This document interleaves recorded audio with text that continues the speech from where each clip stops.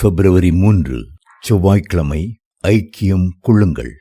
நீங்களும் எங்களோடே ஐக்கியமுள்ளவர்களாகும்படி நாங்கள் கண்டும் கேட்டும் இருக்கிறதை உங்களுக்கும் அறிவிக்கிறோம். எங்களுடைய ஐக்கியம் பிதாவோடும் அவருடைய குமாரனாகிய இயேசு கிறிஸ்துவோடும் இருக்கிறது. 1 யோவான் 1:3. தனி ஜெபத்தின் மிக மேன்மையான ஒரு பகுதி தேவனோடு ஐக்கியம் கொண்டு மகிழ்ச்சியாய் அவரோடு உறவு கொள்வதே ஆகும். அநேகர் ஜெப வேளையில் தங்கள் தேவைகளை பெரிய பட்டியலிட்டுக் கொண்டு தேவ சமூகத்திற்கு வருகிறார்கள். அங்கே அமர்ந்து ஆயிரக்கணக்கான காரியங்களை தருமாறு கேட்கிறார்கள். ஆனால் கர்த்தரோ நம்முடைய அன்பைத்தான் பிரதானமாக எதிர்பார்க்கிறார். நம்முடைய மகிழ்ச்சியான உறவை எதிர்பார்க்கிறார். நம்மோடு ஐக்கியம் கொள்ளவே விரும்புகிறார். நாம் ஜெபத்தினாலே கர்த்தருக்கு ஊழியம் செய்ய வேண்டும்.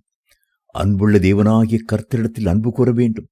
நாம் முதலாவது தேவனுடைய தேவையை சந்திக்க வேண்டும். ஆம், அதுதான் அவரிடம் ஐக்கியம் கொண்டு அவரை ஆராதிப்பது ஆகும். ஆதி மனிதனை சிருஷ்டிக்கும் போதே அவன் தேவனோடு ஐக்கியம் கொள்ளக்கூடிய ஒரு சூழ்நிலையில்தான் சிருஷ்டித்தார். தேவனும் மனுஷனுடைய ஐக்கியத்தை விரும்பி ஒவ்வொரு நாளும் பகலின் குளிர்ச்சியான வேளையிலே அவனை தேடி வந்தார்.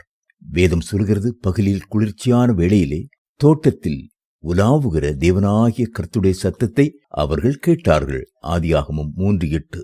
தேவனாகிய கர்த்தர் ஆதாமோடும் ஏவாளோடும் ஐக்கியம் கொள்ளவே வந்தார்.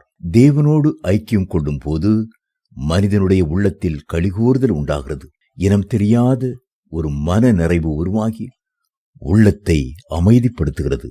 ஆம், கர்த்தர் நம்முடைய ஐக்கியத்திலும் தனி ஜெபத்திலும் நம்முடைய அன்பிலும் ஏக்கமுள்ளவராயிருக்கிறார். அதற்காகவே நம்மை தம்முடைய சாயலிலே தம்முடைய ரூபத்தின்படியே சிருஷ்டித்தார். இன்றைக்கு அநேகர் வேலை வேலை என்று ஓடுகிறார்கள். தங்களுடைய பிரச்சனைகளையும் போராட்டங்களையும் தீர்க்க தீவிரிக்கிறார்கள்.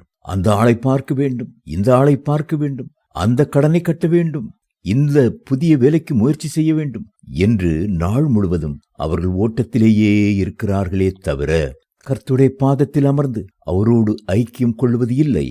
இதனால் அவர்கள் சந்தோஷத்தை இழக்கிறார்கள். பிரச்சனைகள் அவர்களை மேற்கொள்ளுகின்றன.